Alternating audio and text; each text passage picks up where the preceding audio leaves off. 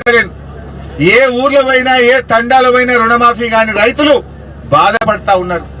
నీ మాట నమ్మి 2 లక్షల మీద ఉన్న రైతులు కంటే కొత్త అప్పులైనవి తప్ప ఉన్న అప్పు తీరలేదు. రైతులు ఆగమైపోయింది. రైతు బంద్ చేసే ముఖం లేదు. కరోనా వచ్చినా కేసీఆర్ బరాబర్ రైతు బంద్ చేసిండు. నువ్వు 3 సార్లు రైతు బంద్ ఎగ్గొట్టినావు. ఇప్పటికీ ఓసారి 3 ఎకరాలకు ఇచ్చినావు, ఓసారి మొత్తానికే ఎగ్గొట్టినావు, ఒకసారి 1 ఎకరానికే ఇచ్చినావు. రైతు బంద్ ఎగ్గొట్టినావు.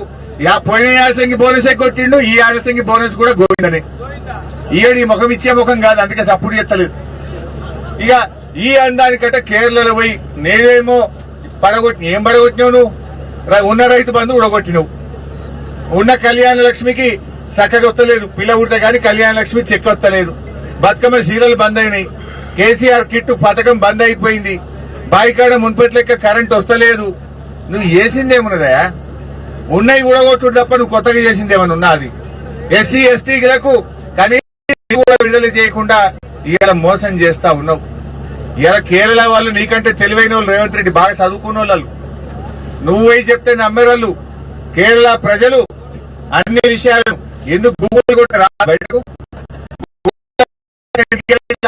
గూగుల్ చెప్పాలా? మహాలక్ష్మి ఎగగొట్టిండు, ఈయన 4000 పింఛన్ ఎగ్గొట్టిండు, రైతు బంధు 3 పంటలకు ఎగ్గొట్టిండు, రుణమాఫీ పావులు చేసి భార్య ఎగ్గొట్టిండు అని గూగుల్ చూపియదా రేవంత్ రెడ్డి? నువ్వు పోయి కేరళలో చెప్తే నిన్ను నమ్ముతారనుకున్నావు. నువ్వు మహారాష్ట్ర పోయినావు, ఆడ కాంగ్రెస్ ఓడిపోయింది. నువ్వు కేరళ పోయినావు, ఆడ కూడా విక్తుంది. నీది ఐరన్ లెగ్గు. నువ్వు చేసిందేమున్నది? నిజంగా 6 గ్యారెంటీలు చేస్తే చెప్పు.